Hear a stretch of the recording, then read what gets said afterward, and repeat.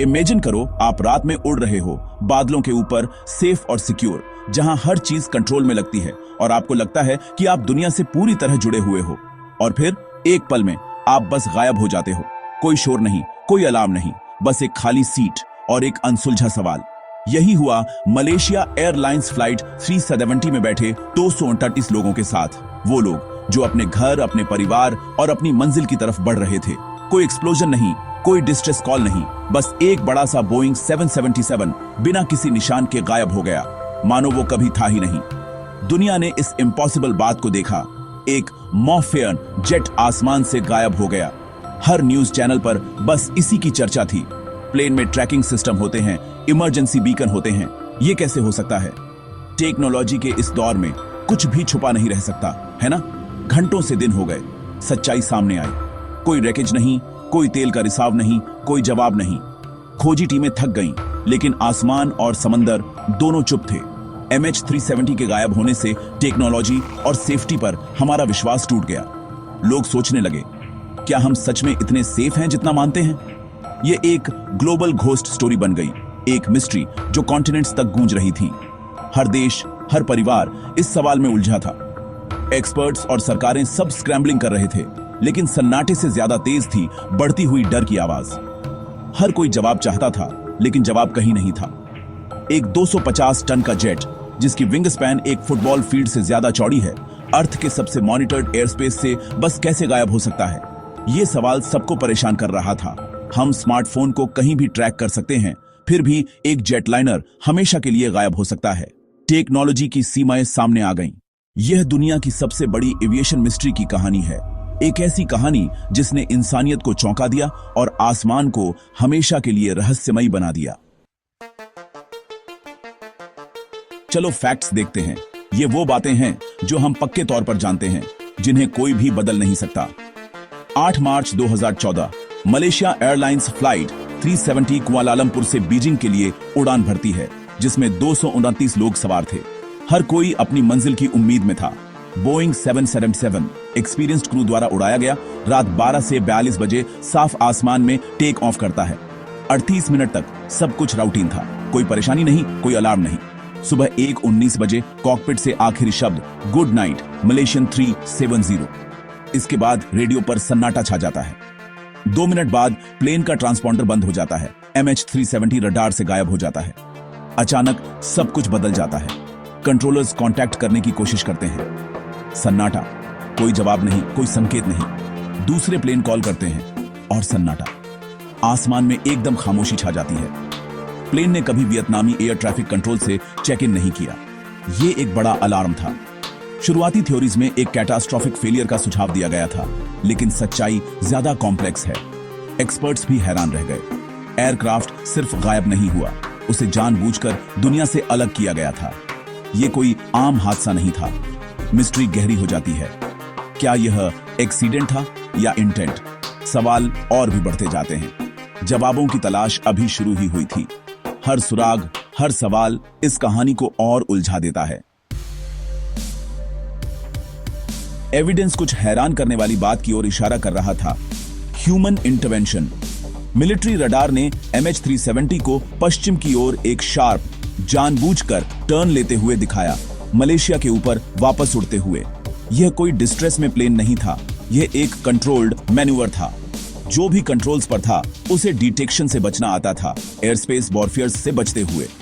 Transponder और ACIRS system दोनों को मैन्युअल रूप से डिसेबल किया गया था। इसके लिए बोइंग 777 के सिस्टम की गहरी नॉलेज चाहिए थी। कोई फिरौती नहीं, कोई डिमांड नहीं, बस सन्नाटा। क्या यह पायलट्स थे या कोई और? इवेंट्स का सीक्वेंस एक सावधानी पूर्वक प्लान का सुझाव दे रहा था, न कि एक पैनिक्ड हाईजैकिंग का। प्लेन एक भूत बन गया जिसे एक अनसीन हैंड उड़ा रहा था। दुनिया के पास सिर्फ सवाल बचे थे। कई दिनों तक सर्च करने वाले साउथ चाइना सी में खोजते रहे, लेकिन वो गलत ओशन था। हर गुजरते दिन के साथ होपें कम होती जा रही थीं और परिवारों की बेचैनी बढ़ती जा रही थी। प्लेन घंटों तक उड़ता रहा था और एक छिपे हुए क्लू की वजह से इनमार सैट के साथ सैटेलाइट हैंडशेक्स एक नई उम्मीद जगी। ये डिजिटल सिग्नल्स जो आमतौर पर नोटिस भी नहीं किए जाते, अब सबसे बड़ा सुराग बन गए थे। ये पिंग्स लोकेशन नहीं बताते थे, लेकिन एनालिस्ट्स को पॉसिबल फ्लाइट पाथ्स के आर्क्स बनाने की परमिशन देते थे।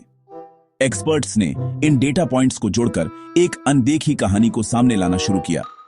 आखिरी हैंडशेक सुबह 8:19 बजे आया, टेक ऑफ के 7 घंटे से ज्यादा बाद। इसका मतलब था कि प्लेन ने बहुत लंबा सफर तय किया था और उसकी कहानी अभी खत्म नहीं हुई थी। डेटा से पता चला कि MH370 दक्षिण की ओर मुड़ गया था, रिमोट इंडियन ओशन में उड़ते हुए। ये एक चौंकाने वाला मोड़ था जिसने पूरी इन्वेस्टिगेशन की दिशा बदल दी। उत्तरी रूट को रूल आउट कर दिया गया, केवल दक्षिणी पाथ ही सेंस बनाता था। अब सबकी नजरें उस अनजान विशाल समंदर पर टिक गई थीं। सर्च ऑस्ट्रेलिया के पश्चिम में एक विशाल हॉस्टाइल एरिया में शिफ्ट हो गई। वहां पहुंचना और काम करना आसान नहीं था। नया एरिया बहुत बड़ा था, ब्रूटल मौसम और गहरे ओशन से घिरा हुआ। यहां तक पहुंचना भी एक मिशन था और सर्च करना उससे भी बड़ा challenge. Satellite data detective work की एक जीत थी, लेकिन चैलेंज बहुत बड़ा था। हर डेटा पॉइंट, हर एनालिसिस एक नई उम्मीद और नई मुश्किल लेकर आता था। प्लेन ने गायब होने के लिए अर्थ पर सबसे अकेली जगह चुनी थी। वहां न कोई लैंडमार्क था, न कोई मदद की होप। MH370 की हंट हिस्ट्री की सबसे बड़ी बनने वाली थी। हर देश, हर एजेंसी एक ही सवाल का जवाब ढूंढ रही थी, आखिर प्लेन गया कहां? दुनिया ने एक ऐसी सर्च के लिए तैयारी की जो पहले कभी नहीं हुई थी। ये एकजुटता, टेक्नोलॉजी और इंसानी जिज्ञासा की सबसे बड़ी परीक्षा थी। MH370 की सर्च एविएशन हिस्ट्री में सबसे महंगी बन गई। दर्जनों देशों ने मिलकर काम किया, शिप्स, प्लेन और सबमरीन डिप्लॉय किए। सर्च एरिया बहुत बड़ा था, लाखों स्क्वायर मील का वाइल्ड ओशन। सालों तक क्रू ने पानी को स्कैन किया और सीबेड का मैप बनाया, गलत लीड्स और मलबे का पीछा करते हुए। ब्लैक बॉक्स के पिंग्स कभी नहीं मिले। 2017 में 40,000 स्क्वायर मील कवर करने के बाद मेन सर्च को कॉल ऑफ कर दिया गया। कोई रैकेज नहीं मिला, लेकिन ओशन ने क्लू दिए। 2015 से शुरू होकर MH370 का मलबा अफ्रीकी तटों और इंडियन ओशन आइलैंड्स पर बहकर आया। रियूनियन आइलैंड पर एक फ्लैपेरॉन, मोजाम्बिक और मॉरिशस में पीसेस, प्रूफ कि प्लेन इंडियन ओशन में खत्म हुआ। लेकिन वजह अभी भी एल्यूसिव थी। मलबा दुखद रिमाइंडर था, जवाब नहीं, मिस्ट्री बनी रही।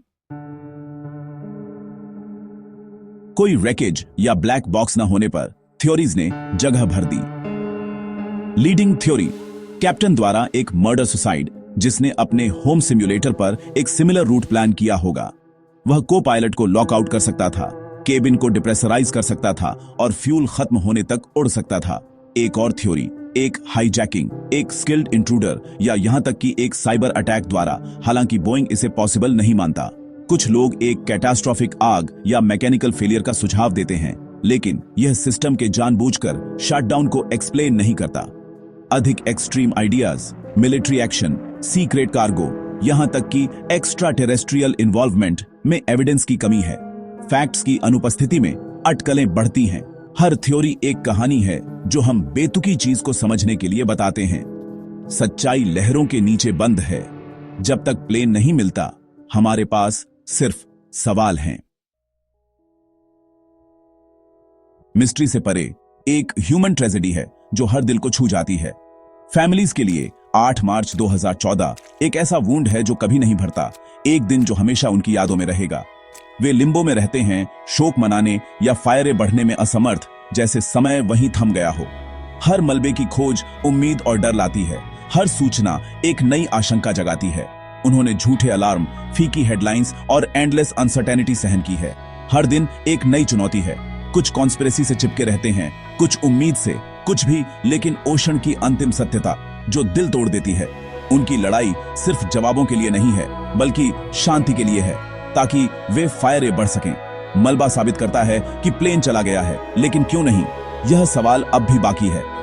MH370 से सन्नाटा पूरी तरह से है, एक खालीपन जो कभी नहीं भरता। जब तक सच्चाई नहीं मिलती, 229 सोल्स और जो उनसे प्यार करते हैं, दुनिया की सबसे बड़ी मिस्ट्री में खोए हुए रहते हैं, उम्मीद और दर्द।